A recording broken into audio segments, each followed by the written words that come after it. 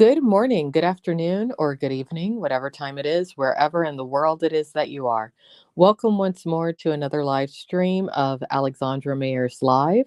And today we will continue with my page by page reading and commentary of the modern English version of the Bible. Today we're going to get into Exodus 29. And I do apologize for having scheduled a live Bible study yesterday, but not being able to follow through with it. I wound up getting into a few things last night, and I can only do so much, which is why I am here this morning. I probably should still be sleeping right now, but I am strangely energetic. I had some coffee, and I thought to myself, well, I'm awake anyway, so let's go ahead and pick up where we left off. So here we are, Exodus 29. And if I do have the time and energy later this evening, as promised, I will do a video reading and commentary because I have not done one of those in a long time when it comes to this project. And even though I kind of like the consistency of doing audio streams for this, every once in a while I do want to come on video and say hello to many of you. All right, so here we go. The consecration of the priest, Exodus 29. Now, this is the thing that you shall do to them, to consecrate them, to minister as priests to me. Take one young bull and 2 rams without blemish, and unleavened bread, and unleavened cakes mixed with oil, and unleavened wafers anointed with oil. You shall make them of wheat flour. You shall put them into one basket and bring them in the basket with the bull and the 2 rams. Then you shall bring Aaron and his sons to the door of the tent of meeting and wash them in water. You shall take the garments of clothes, Aaron.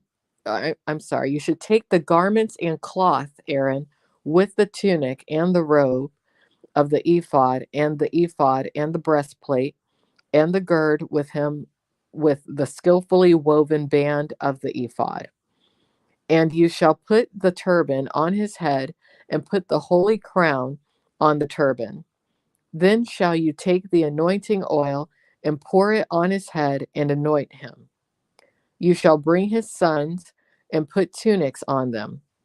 You shall gird them with sashes, and Aaron and his sons, and put the headbands on them. And the priest's office shall be theirs for a perpetual statute. Thus you shall consecrate Aaron and his sons. Then you shall bring a bull before the tent of meeting, and Aaron and his sons shall put their hands on the head of the bull. You shall kill the bull before the Lord by the door of the tent of meeting. You shall take the blood of the bull and put it on the horns of the altar with your finger and pour all the blood beside the bottom of the altar. I don't like the visualization of that, but this is the ritual that they're doing. You shall take all the fat that covers the entrails, and the lobe that is above the liver, and the 2 kidneys, and the fat that is on them, and burn them on the altar. But the flesh of the bull, its skin, and its dung, you shall burn with fire outside the camp. It is a sin offering. Well, maybe that, you know what, maybe because it has to do with sinning, it had to be extreme, you know? I could see why it would be put together that way as I really think about it. Because when you sin, you are essentially killing your soul. So the blood would be a reminder of that. When you think about it, there's a lot of blood within the religion of Christianity, references to blood. Like when you take communion, it's supposed to be the blood in the flesh of Christ. So I'm just not somebody who likes to think about blood very much, but it is a vital part of the imagery within Christianity. Lots of blood. So let's continue. You shall also take 1 ram, and Aaron and his sons shall put their hands on the head of the ram. You shall slay the ram. You shall take its blood and sprinkle it around on the altar. Then you shall cut the ram in pieces and wash its entrails and its legs and put them with its pieces and its head. You shall burn the whole ram on the altar. It is a burnt offering to the Lord. It is a soothing aroma, an offering made by fire to the Lord. It would smell tasty. I mean, we've got beef burning, ram burning. You know, it's a divine barbecue. Let's continue.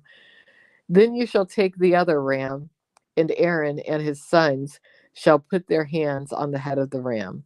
You shall kill the ram and take some of its blood and put it on the tip of the right ear of Aaron, and on the tip of the right ear of his sons, and on the thumb of their right hand, and on the great toe of their right foot, and sprinkle the blood around on the altar. You shall take some of the blood that is on the altar and some of the anointing oil and sprinkle it on Aaron and on his garments and on his sons and on the garments of his sons with him. So he and his garments shall be consecrated along with his sons and his sons' garments with him. Also, you shall take the fat and the rump of the ram, and the fat that covers the entrails, and the lobe above the liver, and the two kidneys, and the fat that is on them, and the right shoulder, for it is a ram of consecration, and 1 loaf of bread, and 1 cake of oiled bread, and 1 wafer out of the basket of the unleavened bread that is before the Lord. And you shall put all these in the hands of Aaron and in the hands of his sons, and shall wave them for a wave offering before the Lord. Then you shall take them from their lands and burn them on the altar for a burnt offering, for a soothing aroma before the Lord. It is an offering made by fire to the Lord. You shall take the breast of Aaron's ram of consecration and wave it as a wave offering before the Lord, and it shall be your portion. You shall consecrate the breast of the wave offering that is waved, and the thigh of the priest's portion that is contributed from the ram of the consecration, from that which was for Aaron and from that which was for his sons. It shall be for Aaron and his sons by a statute forever, for it is a contribution. It shall be a contribution from the children of Israel, from their peace offerings, their contributions to the Lord. The holy garments belonging to Aaron are to belong to his sons after him, so that they may be anointed in them and be consecrated in them. The son that is priest in his stead shall put them on 7 days. Let me reread that. The son that is priest in his stead shall put them on 7 days when he comes into the tent of meeting to minister in the holy place. You shall take the ram of the consecration and boil its flesh in a holy place. Aaron and his sons shall eat the flesh of the ram and the bread that is in the basket by the door of the tent of meeting. They shall eat those things by which the atonement was made in order to consecrate and sanctify them, but no one else shall eat them, because they are holy. Interesting. So only they're allowed to eat this particular ram.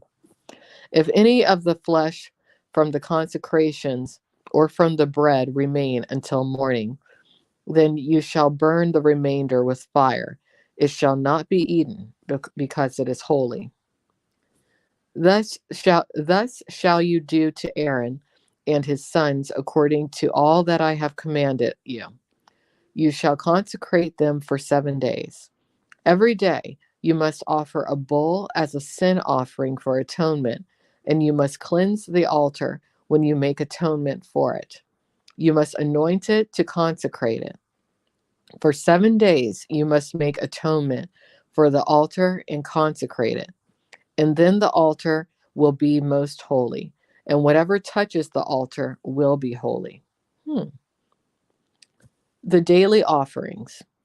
Now, this is what you are to offer on the altar: 2 one-year-old lambs every day continually. The one lamb you must offer in the morning, and the other lamb you must offer at sundown. Every day. How many lambs did they have? See, this is something that I always think about when it comes to offerings. Even today, when I think about how much food we as a people consume, exactly how many animals were they breeding at that time to be able to do this? Um, every day, that would mean that they would have over 365. That's a lot of animals. Or maybe it's only for this short period. I'm not sure. It just seems like a lot of lambs to be killing. Okay. The one lamb you must offer in the morning, the other lamb you must offer at sundown. And with the first lamb will be a tenth of an ephah of flour mingled with the fourth part of a hin of beaten oil. All right, so these are measurements: ephah and hin. Okay.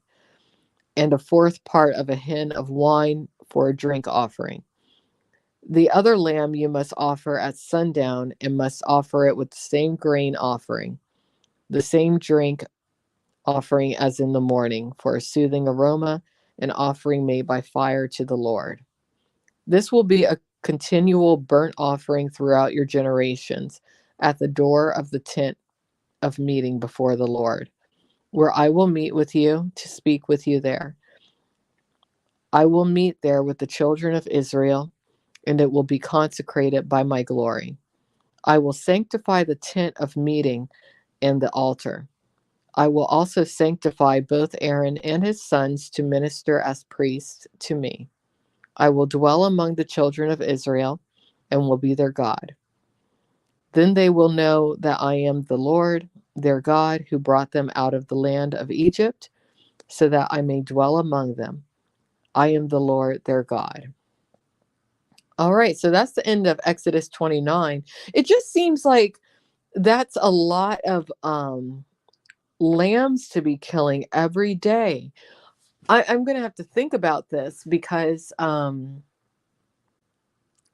okay, many of you who listen to this at a later time, or if you're listening live, you're probably going to laugh at me for saying this.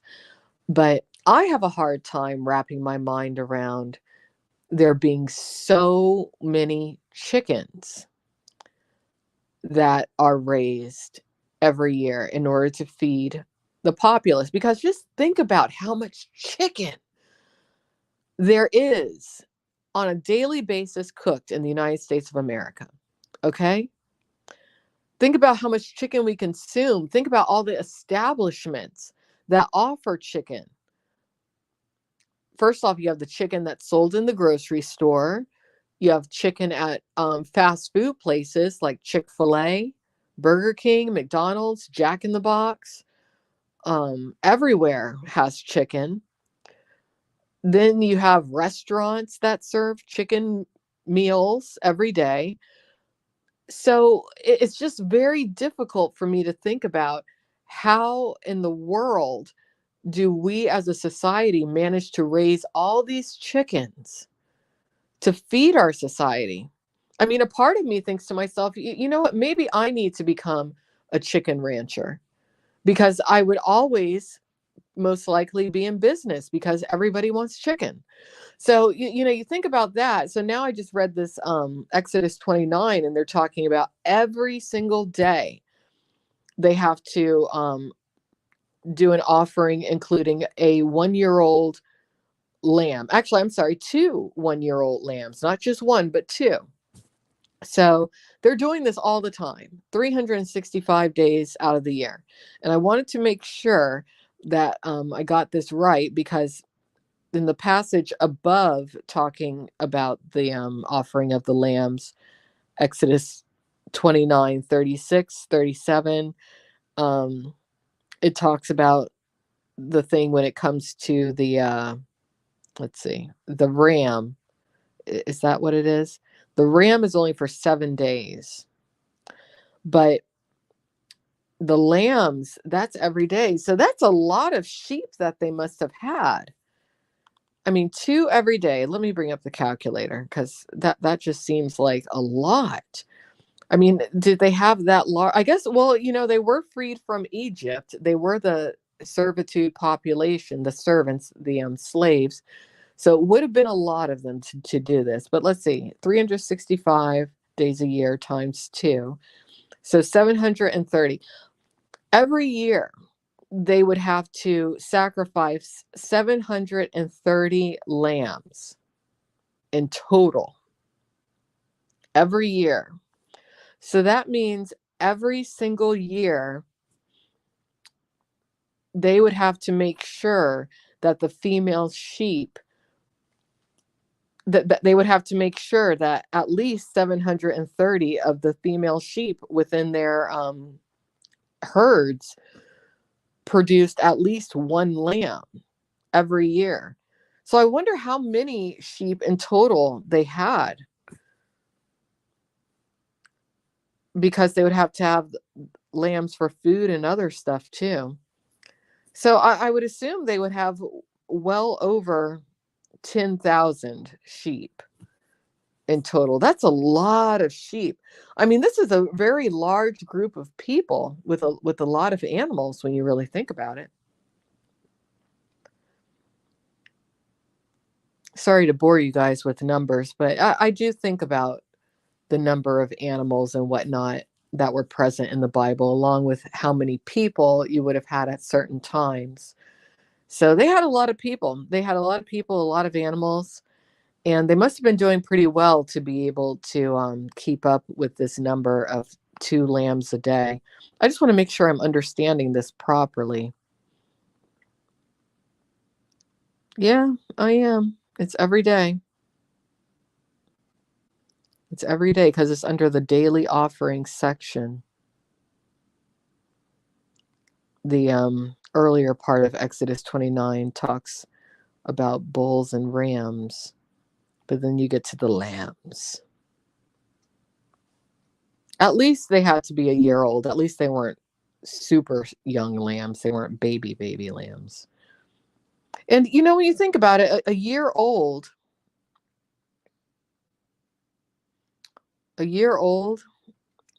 that's not that young of a sheep, because animals do grow fairly quickly. A lot of the sheep might not even make it to be 1 year, because there was a lot of danger and everything back then. I'm just reading through this very quickly. You should consecrate them for 7 days. Yeah. Okay. So the daily offerings, it wasn't just 7 days out of the year, it was all the time. All right. Well, thank you everyone for listening. Hey, Real Pixie. Good morning. How are you doing? You came in right toward the end. I was just going over some of the numbers of how many sheep they would have had to breed and have on rotation in order to do these daily offerings of 2 1-year-old lambs. And it's a lot. They would have to have a lot of sheep on rotation, but I guess the sheep would breed fairly quickly. I don't know how long it takes for sheep to breed, but that's something to think about one day. All right, so I am going to try to come back later tonight, to do a video reading. I wanted to do it last night, but something came up. So I did want to go ahead and catch up and get into Exodus 29 since I didn't do it last night. But if I have the energy, I will do the same, kind of reading, but on video later this evening. So everyone have a great day. Thank you, Real Pixie. Thanks. I'm glad you enjoy it. I'm really glad that you do. I enjoy doing it too. So I'll be back later today. Everyone have a wonderful, blessed Saturday. I will talk to you without a doubt tomorrow, but I do hope to come back later this evening to throw a little bit of Christianity at you. All right. Take care. Have a good one. Bye-bye.